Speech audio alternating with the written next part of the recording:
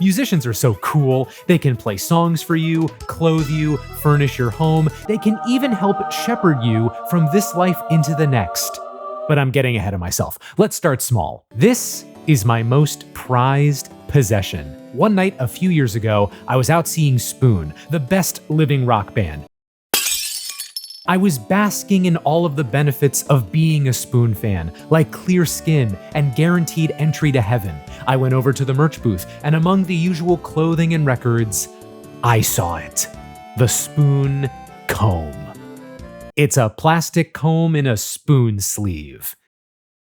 This wheel is looking real nice. It got me wondering about the other kinds of weird, wacky, and wild music merch out there. We all know the usual merch suspects: vinyl, stickers, shirts, hoodies. But what happens when an artist tries to break the product mold? Let's stay on this oddball side of cosmetic products. For all you Alice Cooper fans out there, did you know he once offered his own mascara? Liberate your eyes. If you say so. This seems to be as simple as it looks: unisex mascara, which, hey, that's a pretty seamless product integration right there. It's like if the Rolling Stones sold a big tongue, or if the Who sold amnesia. There's the Lady Gaga jockstrap. It's a pink jockstrap branded a la Chromatica, Lady Gaga's favorite era.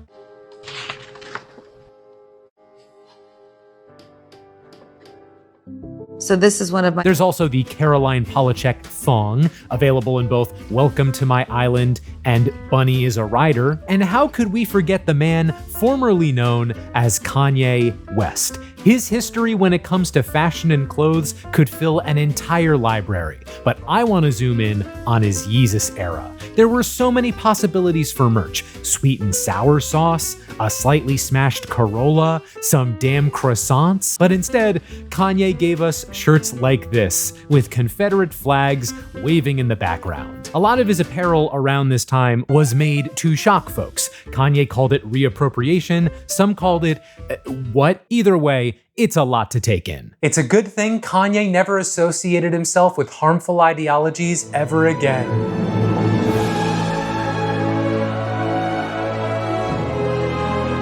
Hey, check out this Left Shark onesie. It's modeled after the famous Left Shark from Katy Perry's Super Bowl halftime show. It was $130. It came out a month after the big game. Beautiful. Also, why did they put Katy Perry's name on the back of it? As if someone wouldn't know what artist was associated with Left Shark. Oh yeah, Left Shark. That was totally Kendrick Lamar. It's a good thing Left Shark never associated themselves with harmful ideologies. What about headphones? Not only are they wearable fashion, but they also let you listen to music, if you've ever heard of that before. Luckily, deadmau5 teamed up with Soul Republic to create his own set of headphones.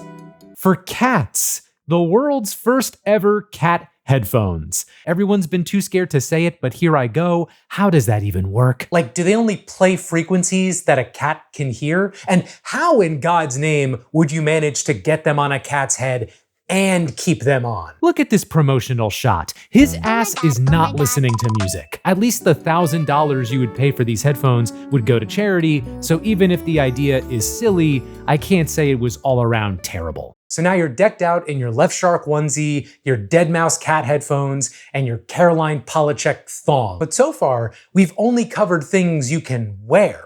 What about things for your overall lifestyle? Picture this. You've taken a trip out to a remote lake cabin with your special someone. Clock strikes 12, midnight arrives, and you need to get some wood for the fireplace. Do you just go to the store? Hell no. You go out into the wilderness and chop down a tree with your Justin Timberlake axe. This is an axe that Timberlake put out during his Man of the Woods era. You know what? Putting aside the $300 price tag, at least it made sense. Apparently, the axe was inspired specifically by the song Living Off the Land. Which is funny because the whole album is about rustic life, so really any of these songs could have inspired an axe. They must have been like, oh, if we were inspired by the song Man of the Woods, we would have made some decorative hand soap. But once you've returned from chopping wood, how about something to take the edge off? Here's another example of stellar product market fit. This is the band Waves. Here's the music they make.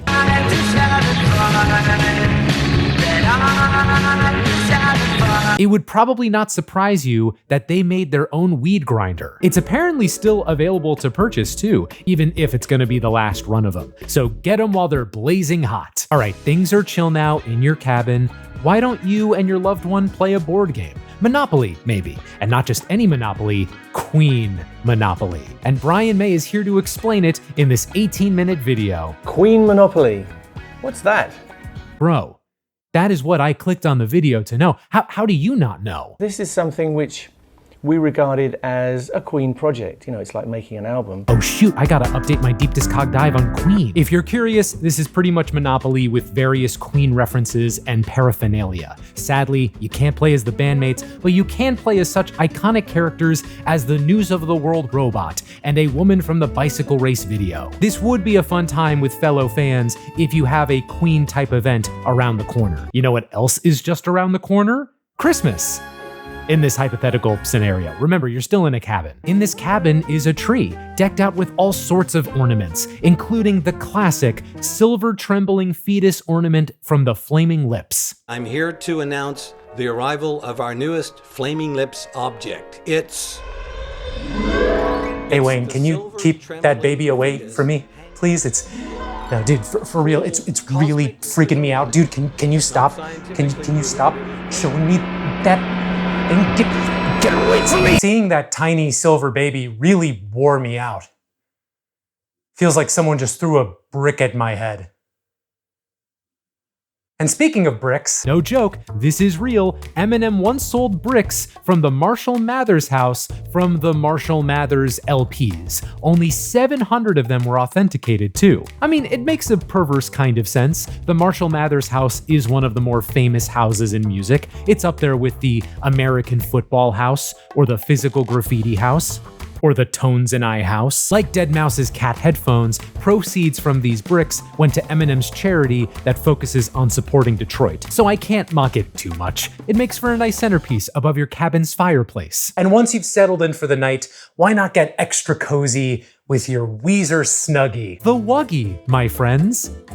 The Wuggy. It's a Snuggie with Weezer's name on it. I suppose if you like Snuggies already or want to pretend you're Rivers Cuomo, this could be a good investment. However, it does not come with a built-in speaker that plays the Buddy Holly riff at random intervals,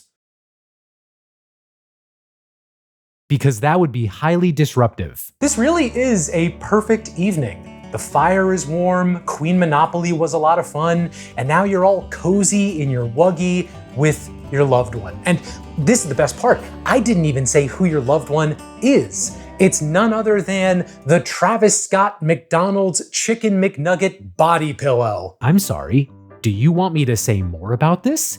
I just laid out everything I could. This is a large body pillow in the shape of a McNugget that was sold as part of Travis Scott's collab with McDonald's. I could rearrange those words into new sentences for the rest of time and still find no new meaning. Keep in mind, this body pillow has nothing on it to show that it's connected to Travis Scott. This could have been a part of Uncle Kracker's McDonald's collab and no one would have batted an eye.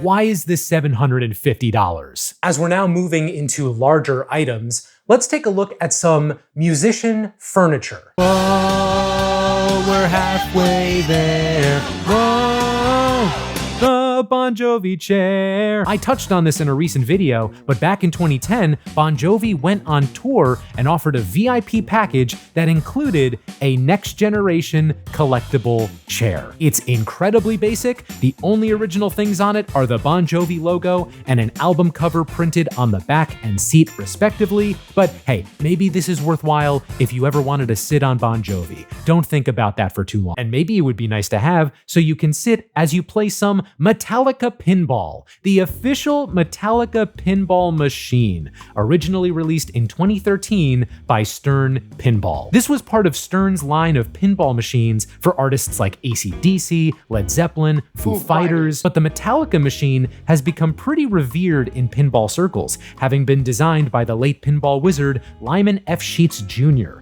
There are like Strats, for this machine you can find on YouTube. People are not messing around. And aside from the core game, the design of the machine is very inspired by Metallica and metal. The machine plays popular songs from the band, Master of Puppets, Enter Sandman, the snare from Saint Anger played solo for 5 minutes straight. There's even a unique mascot on the board named Sparky. He's in an electric chair and is apparently based on Sean Fanning, the founder of Napster. God damn it, Lars, you sure know how to hold a grudge. This machine was so beloved that Stern remastered it recently and put out an updated version, one that you can buy for just shy of 10 grand. Enter my world of pinball wonder. Yes, Lars. 10 grand. No, Lars. I've saved the best for last. This is the wildest piece of music merch I've ever seen.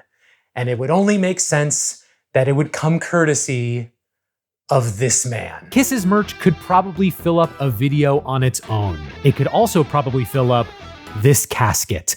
Allow me to show you the Kiss casket.